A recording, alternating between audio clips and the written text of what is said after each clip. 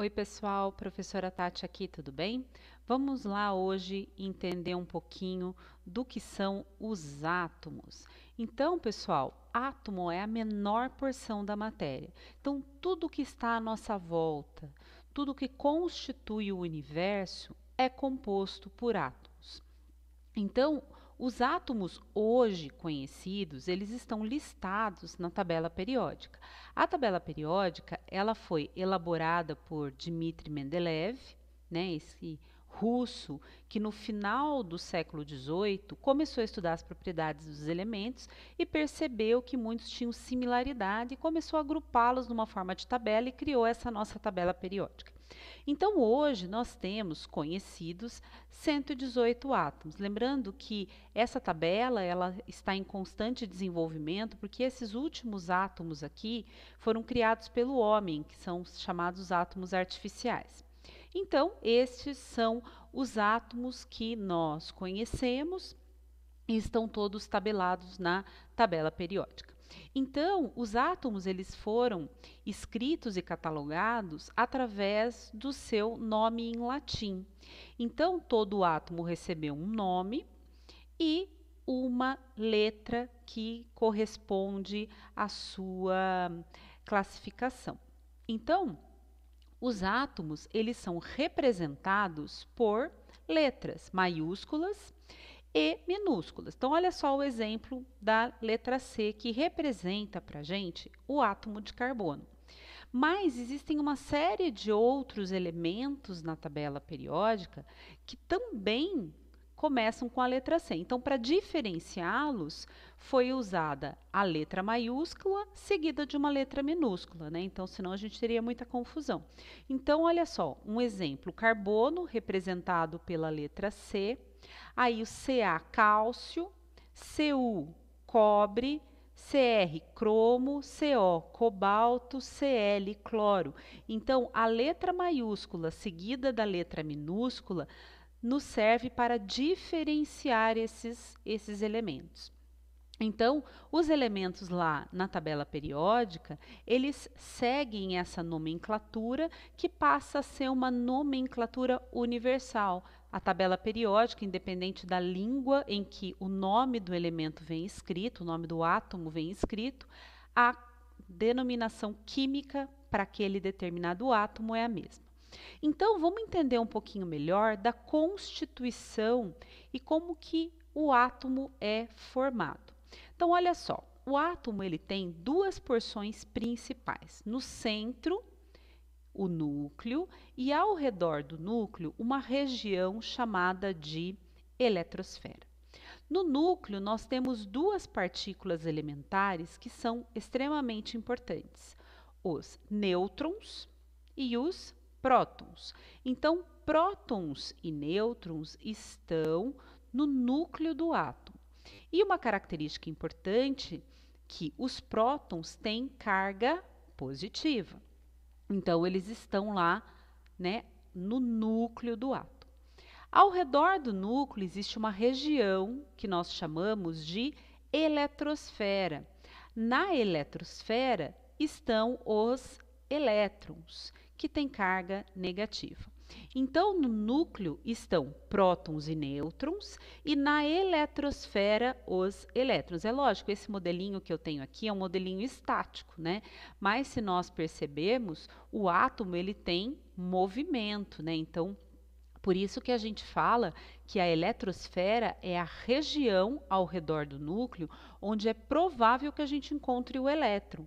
Por quê? Porque o elétron fica lá viajando ao redor do núcleo.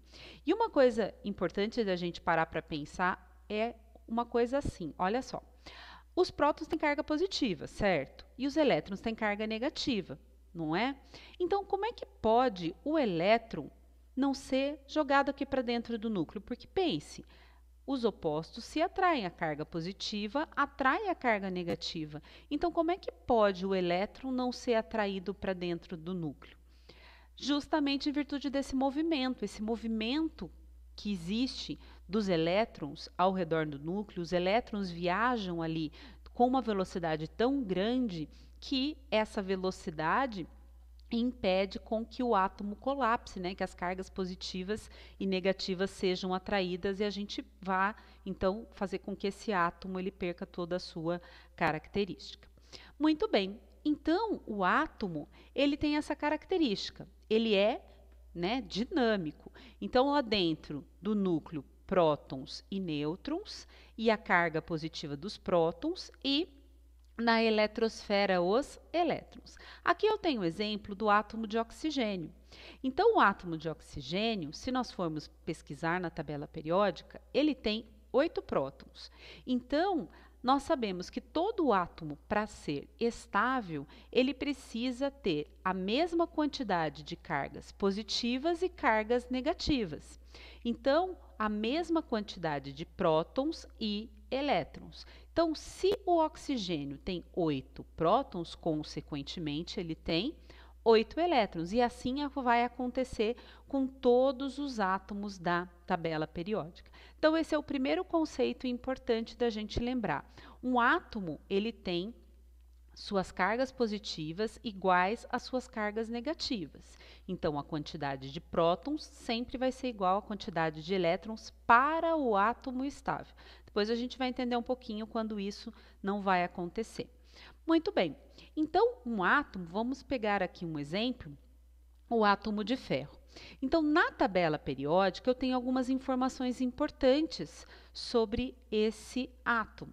Então, aqui eu tenho o nome dele, ferro, tenho aqui o símbolo químico F maiúsculo e E minúsculo, e então eu tenho alguns dados importantes sobre esse átomo que a gente precisa discutir um pouquinho. O primeiro deles que eu queria chamar a atenção para vocês é o número atômico. Esse número atômico ele é extremamente importante, porque ele é como se fosse um RG do átomo.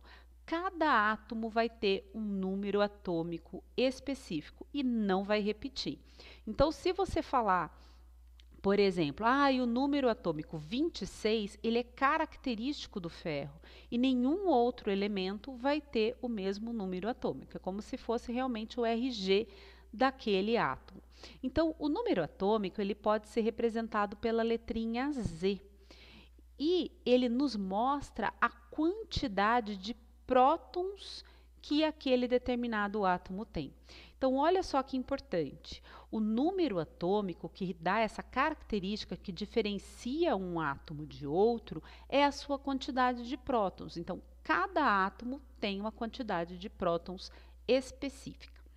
Então, olha só no exemplo aqui do ferro, nós temos que o ferro tem número atômico 26, ou seja, ele tem 26 prótons. E se está estável, consequentemente, 26 elétrons, porque a quantidade de cargas positivas é igual à quantidade de cargas negativas.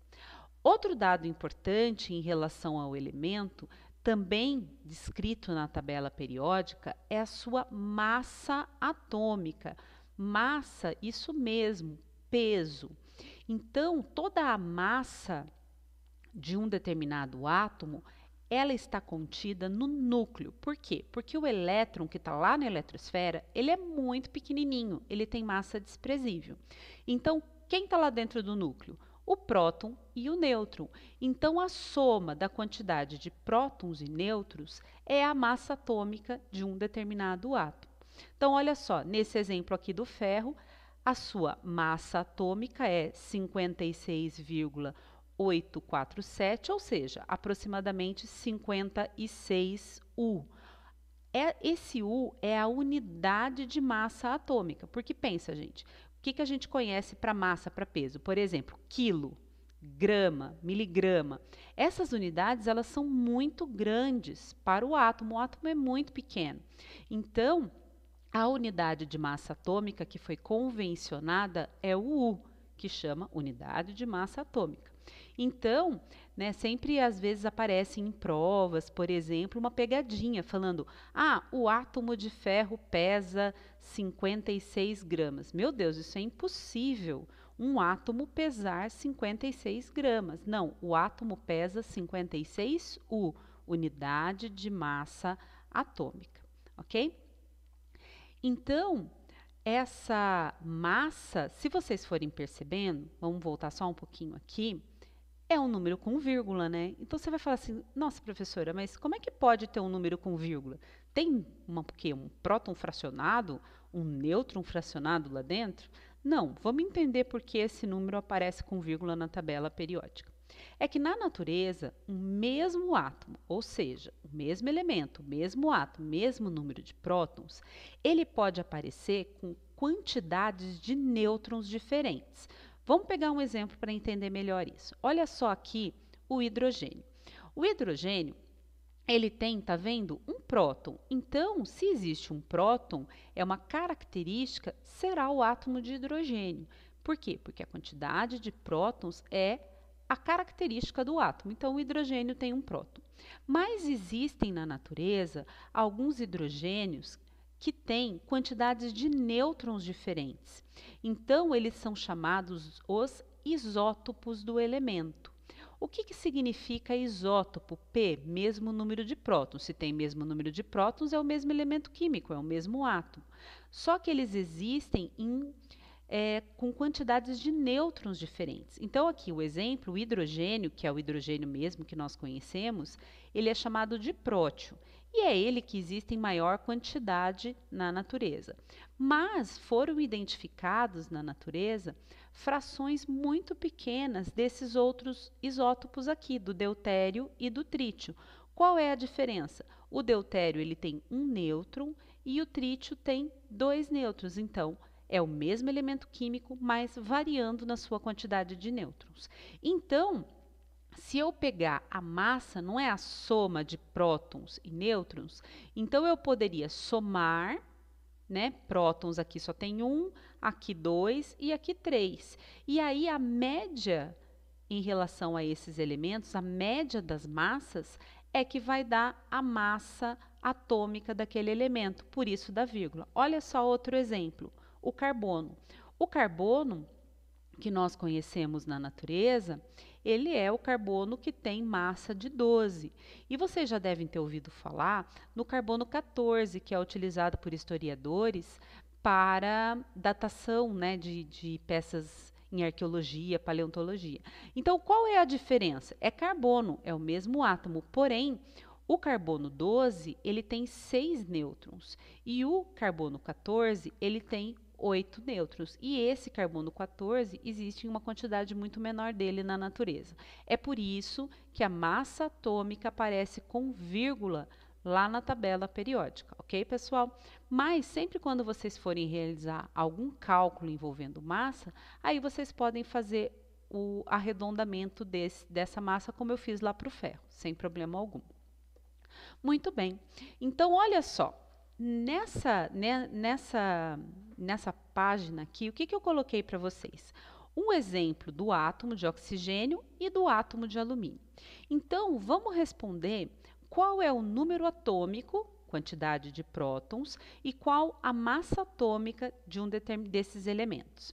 Então, é muito comum esse tipo de notação, onde vem um número em cima e um número embaixo. Então, vamos entender direitinho como é que isso funciona.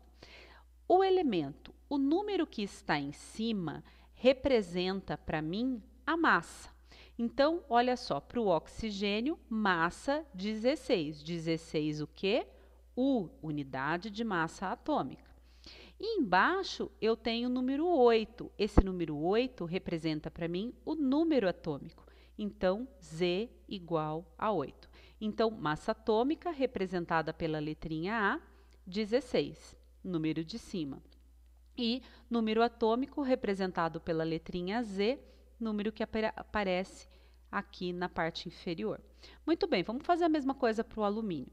Então, a massa atômica do alumínio será 27, 27U. E o número atômico do alumínio será 13. Então, a massa atômica é a soma de prótons e nêutrons e o número atômico a soma de prótons. Então, com base nessas duas grandezas, no número atômico e na massa atômica, eu posso descrever a quantidade de prótons, nêutrons e elétrons para um determinado Átomo, olha só. Se eu tiver essa notação, eu consigo responder essa pergunta. Quais são e quantas partículas elementares tem em cada átomo? Então, aqui o Na, átomo de sódio, ele tem massa 23 e número atômico 11. Então, vamos lá, vamos escrever isso para ele. Então, o sódio, número atômico 11. O que representa o número atômico? Representa para mim a quantidade de prótons. Então, o átomo de sódio tem 11 prótons. Se ele tem 11 prótons e está estável, consequentemente, ele tem 11 elétrons. Então, o número atômico já me responde o número de prótons e o número de elétrons. E aí, para eu descobrir o número de nêutrons, é muito simples. Olha só, eu vou lá para a massa atômica 23. Então, fazendo essa continha de menos, ó, 23, que é prótons mais nêutrons, menos o próton, então 23 menos 11, ó, a continha está pronta, gente, ó. É só montar uma continha de menos aqui, ó, 23 menos 11.